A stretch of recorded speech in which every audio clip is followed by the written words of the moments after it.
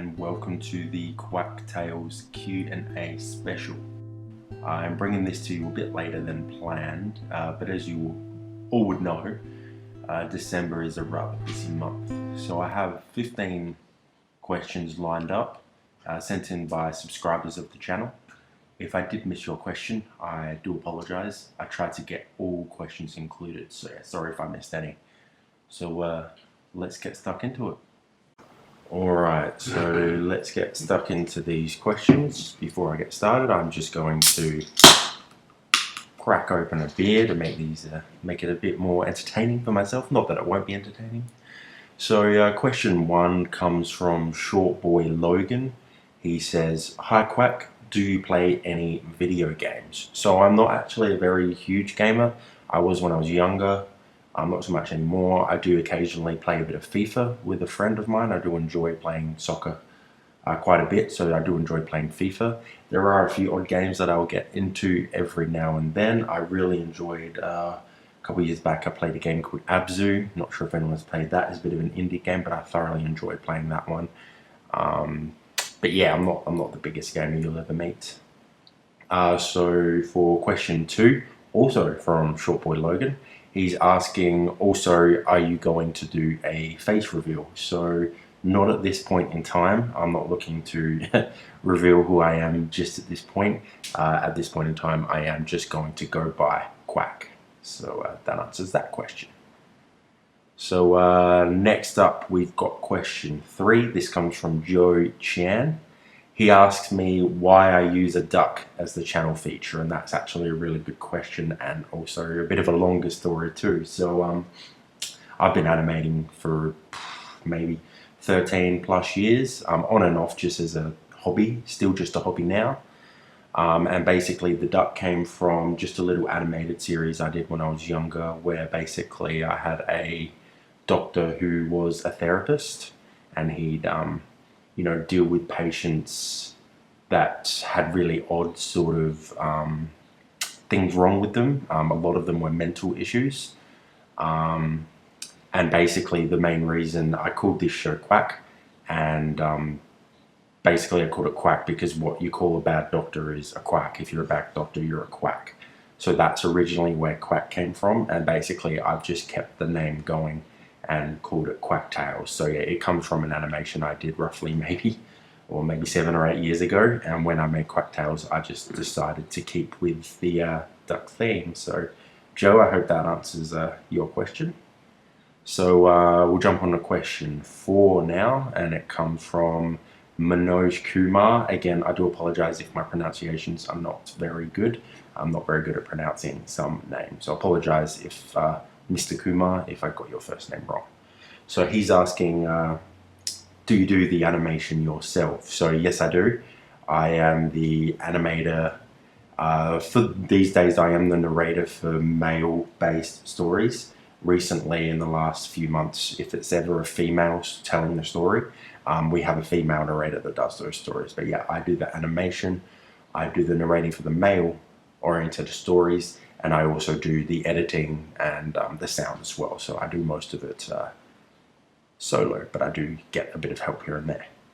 So I would say Mr. Kumar again, thank you for that question. Another good one. Jess Green coming through with question 5. She's asking, how long does it take for you to animate videos, and how do you pick the best stories? I'll say it again, another great question. So to animate the videos, it definitely depends on what the story is, how long the story itself is, where the story is coming from. When it comes to animating, you guys would have noticed that as the series went on, if I ever have a picture of, a few houses in a neighborhood, I'll probably reuse those houses to save time so I can, bring more content you guys. I know a lot of people mention how a lot of my supporting background characters are generally the same. That's because it's basically to save time, so I can bring out a video. Ideally, I like to bring out a video every week. It doesn't always occur, but I do try my best. So how long does it take? Generally, as I do work full-time, maybe 3 nights. These are pretty long nights as well. Sometimes they can take up to 4 to 5, and sometimes they take less than that. But generally I do it in that time, but it very heavily depends on how hard I work on it each night. If it's going to do it over the standard is 3 nights, but if it takes a little bit longer, it's because I'm not working as hard or as long, sorry. And also I might have to be creating new faces, new people, new backgrounds, that sort of thing. So it all really depends. But as the show goes on, it is taking me less time because I am able to, if I need a house, I've already drawn a house, so use that one, I'll edit it a little bit, and maybe you won't even tell that I've used the same house. So again, I hope that answers your questions. Question Jess Green, and we're a third of the way, smashing through it.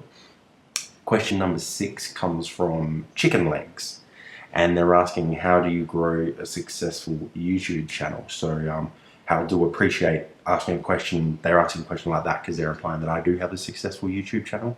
I think at this point it's safe to say I'm doing pretty well. Definitely a long way to go, and I definitely want this channel to continue to grow. We're just shy of 9,000 subscribers, I believe.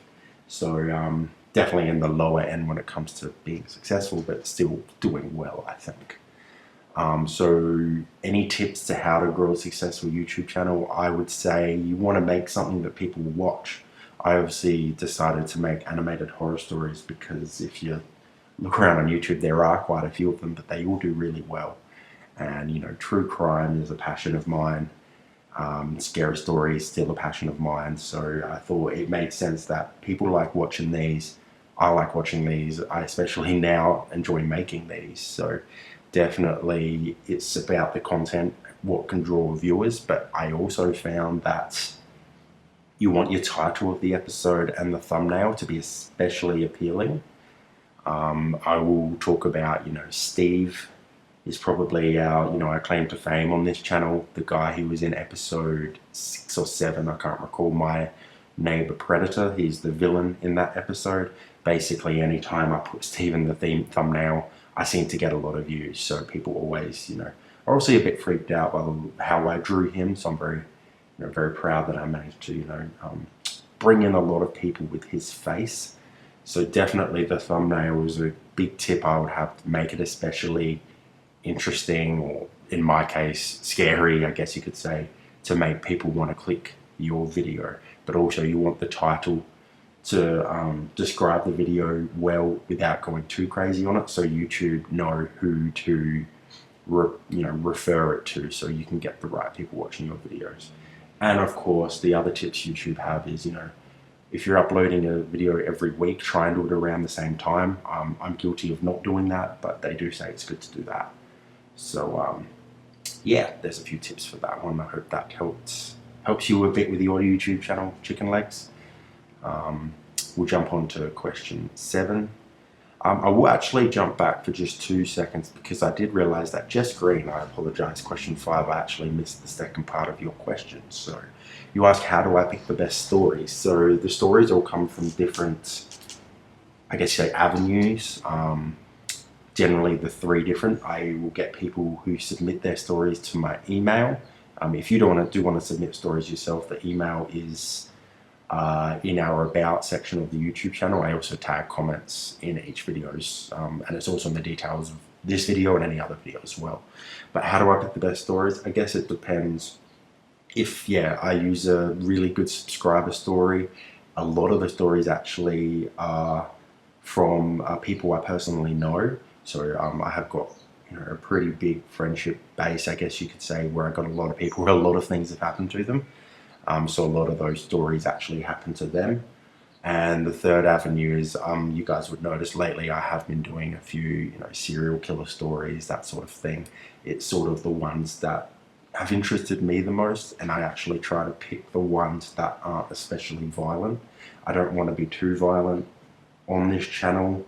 It actually, it takes, I don't really want to be too violent on this channel. I won't go too deep into why, but I want to basically, if I can find a serial killer story, I want it basically to be a non-violent one as much as possible. So like, the We Caught a Killer one is about them capturing a serial killer, which has minimal violence, but still a very interesting story. So how do I pick them? I guess it's just the one at the time I feel most motivated to animate, because any animators will know that if you're not motivated to do the story, it'll show in your animation. So little tip, if anyone does like the camping horror story I made, it is actually my least favorite episode.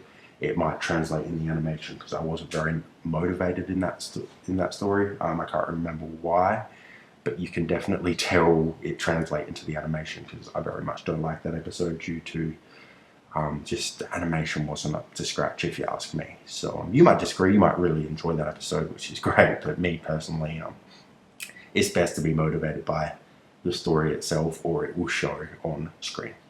All right, we'll jump back to question 7, which is actually, I kind of just covered it. I probably won't try to pronounce this name out of fear of insulting someone, so it is there up on the screen. Thank you very much for, you actually posted the next 3 questions, so I'm highly appreciative of that. And sorry, I'm not going to attempt to pronounce your name as an Australian. I would do terribly.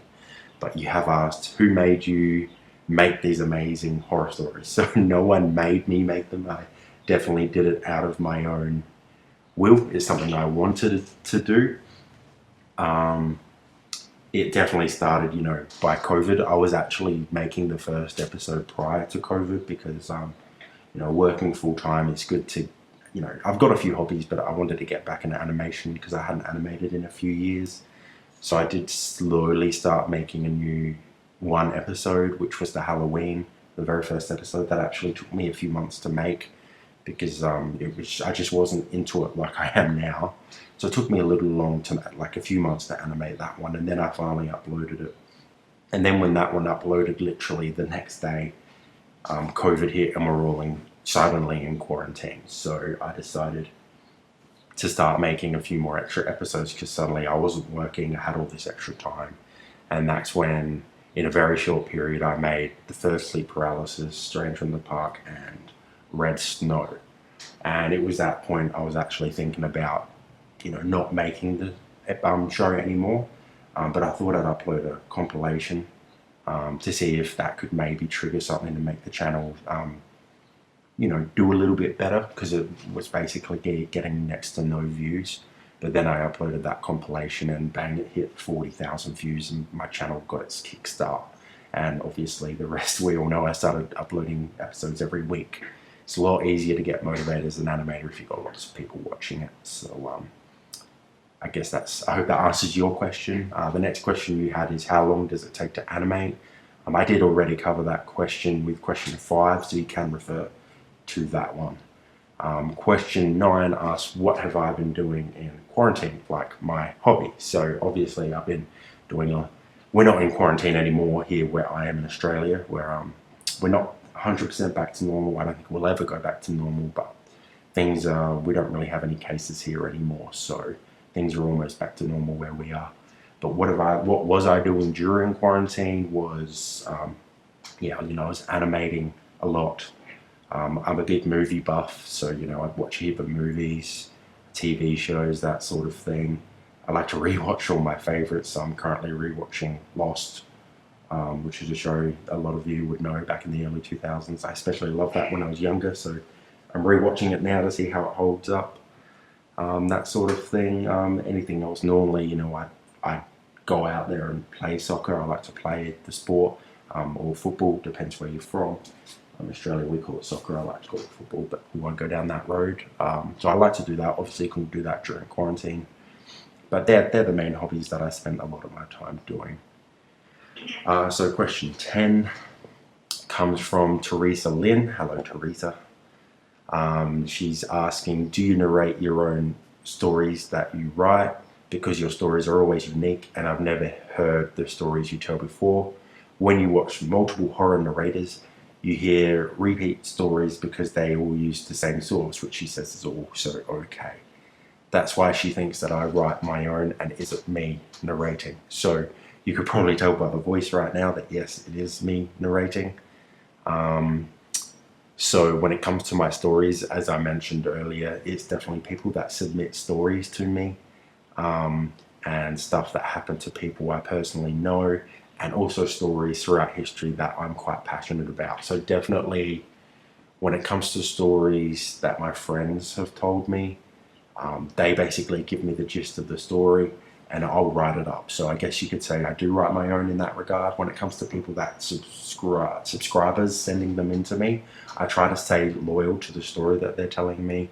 I might leave one or two things out for length issues, or I might rewrite some things that may not work as well in a sentence. So I might edit it a little bit, but because it is their story that they're which I'm so thankful that they send it to me, because they obviously want to see their story come to life and they like our channel. So I'm very thankful for that. So I'm very careful not to change the story too much, because I don't want to offend anyone or anything like that. But definitely when it comes to the stories that happen throughout history, the serial killer stories, the stalker episodes, stuff like that, I do write those ones myself. And yes, I do narrate them, as I mentioned. And basically, I just put my own spin on it. I might add some things for dramatic purposes, but for 99.9% of the time, it is what happened. I might take some things out that I don't deem too important, or I might consider just takes too long to animate and it's not important enough. So, yeah, I hope that also covers your question, Teresa. Thank you very much for posting that. So question 11 comes from Zeno117 or Zino117. What's my favorite episode I animated?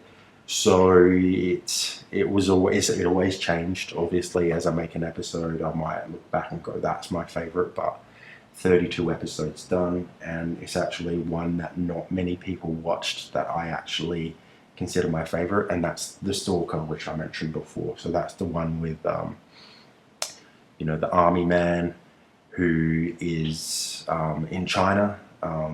He's basically, there's a bit of a, what's the word?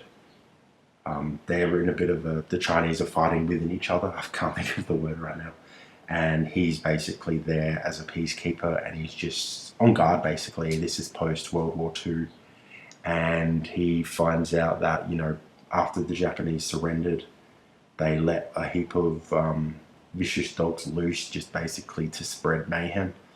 And the army man encounters this same dog a couple of times and just can't bring himself to kill it, even though he's killed countless, of people on the battlefield. He's just too much of an animal lover that he can't bring himself to, shoot this dog. And luckily, although the dog does attack someone and does injure someone, the dog does get away, and hopefully nothing too bad came of it, and hopefully it didn't do too much damage either. But definitely my favorite episode. I did read it in a very not very well known book a few years ago, and it's just a story that stuck with me. So I just put my own spin on it, and yeah, that's how we get that one. So that's my favorite episode there. So we've got a few questions left. Sheer Kashmir, one of our earlier subscribers, if I'm correct. So thank you very much for your support, and also for sending us this question. So does reading all the very negative and depressing stories wear you down? And what do you do to fend off the dark heaviness that may absorb your spirit? Well, that's a very deep and descriptive question. Thank you. So when it comes to these stories, do they wear me down? Being a big true crime fan, I would say a lot of these stories are very light compared to the stuff I normally watch, read, listen to if it's a podcast, that sort of thing. It's very, very light and less violent compared to the stuff I actually read. It doesn't really wear me down at all. But sometimes, if I do get a bit much of, if I get too into the true crime and think maybe I need a break from all this sort of stuff, I'll watch a soccer game, or I'm a big music lover, love music, all types. So I might put some music on and just listen to that, that sort of thing. So music definitely is a big helper. It helps me a lot when I'm animating, because I listen to music for hours and hours on end, and it feels like 20 minutes, and then I look at the clock and it looks like I'm in animating suddenly for 5-6 hours, and I'm like, whoa, what happened? So definitely, yeah, music is probably my number one thing that may fend off the dark heaviness that may absorb my spirit. Thank you. So a bit out of left field, but Dean Vander Knapp, I believe, has asked me how to like my chicken wings. Great question. fantastic question. Crispy, extra crispy, not spicy. That's pretty much it. Yeah, there's not much else to that, just crispy and not spicy, because I'm not a big spicy food fan. So we've got 2 more questions. Kate Nolan, hello Kate, thank you for being a long fan of this channel as well, and for posting your questions. So what got me into starting this channel? It's actually similar to, when asked how do I grow a successful YouTube channel, I did kind of cover it there, but basically, I spent a lot of my time on my older YouTube channel doing animated music videos for friends or bands I like. Again, going back, this shows how much I love my music. Doing, animated series, comedies, that sort of thing, but nothing really, I guess you could say, nothing really got me many views, so people weren't really watching the videos. So eventually, when life takes over, as it does, I eventually stopped animating until I decided, I started watching Llama Arts a few years ago, and I just thought to myself, I reckon I could give this a go. I reckon I could make stories that are, they're definitely not as good when it comes to the animation. Llama Arts is probably the leader in the animation horror YouTube genre when it comes to animating. They're very, very, very good at it. So I'm nowhere near to that level, but definitely when I saw, the stories they were making, how many views they were getting, people loved it. So I'm like, I'm just going to give this a try myself and just, see how I go. And, well, it seems so far that it's been working quite well, and hopefully we can keep it going. So thank you very much, Kate. Hope that also answers your question. Last question. Trippy J says, love the art style. What is my inspiration? It gives off very creepy vibes. So thank you very much. My inspiration, you might find that I spend a lot of time experimenting with my animation, trying to find my right style. Particularly in the first 2 episodes, I was trying to find the Quack&Tails image. I wasn't sure how I was going to go about it, but I think by episode 3 I figured out how I wanted the animation to look, although, excuse me, it does change a lot throughout the whole series, the animation. A lot of people have said throughout the time that it's gotten better, but it's always going to get better when I spend so much time doing it. So I do appreciate that people notice that my animations have gotten better. When it comes to my style, I try to, make it look close to real things. So, for example, you got a creepy guy following in Nightwalk. It is obviously a very, very close resemblance to BTK, the serial killer. I thought it would be extra creepy if it, if it looked like him, and people seem to like that. I mean, the story is not something that actually he did. Well, he might have done something like that. I can't say for sure, but I just thought it got it that extra element of creepiness that he was there doing that, and people. I honestly didn't expect so many people to recognize him when I made the episode. To go, that's BTK. I'm like, wow, I didn't think so many people would notice it. Obviously, in the later ones, I did start basing it on the serial killers. I don't like to mention, I like to kind of hint at who the serial killer might be, but I'll never actually say who it is. It's up to the viewer to either look at the comments and see what people are saying, or they may never know that it's actually about, an actual serial killer, and then there's some who just know straight away. So I kind of leave it up to the viewer to go, what's this about? Who's this? And I will continue to do that because I'm really enjoying making those stories. But when it comes to my art style, for a long time I didn't have black outlines on everything, but now everything is black outline because I think it just makes it better. Over time I started adding a bit more shadows to the characters. It takes a lot of time, so it's hard to do it all the time. But I know there is definitely some inconsistencies as I'm still trying to find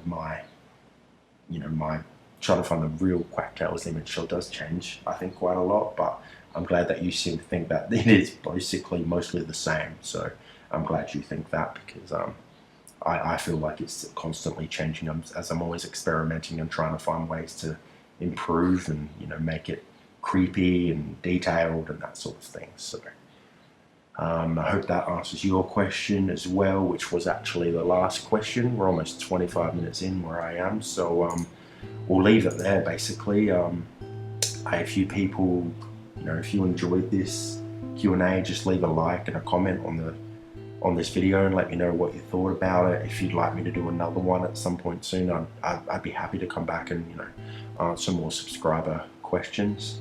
I am currently in the early stages of actually making a brand new Quack Tales episode, which I'm hoping to bring you early next year. I did say that, yeah, the Christmas one was the last one this year. I doubt I'll finish this new one by the end of this year. So do stay tuned for that. I look forward to getting back, and hopefully 2021 Quack Tales can become even bigger than it is at the moment. So Boxing Day here, so I hope everyone had a really good Christmas yesterday, or if you're going through Christmas right now, not sure of time zones, I hope you're really having a good time, staying safe and all of that, and I also hope you have a great new year as well. So thank you very much, and I'll see you all very soon. Thank you.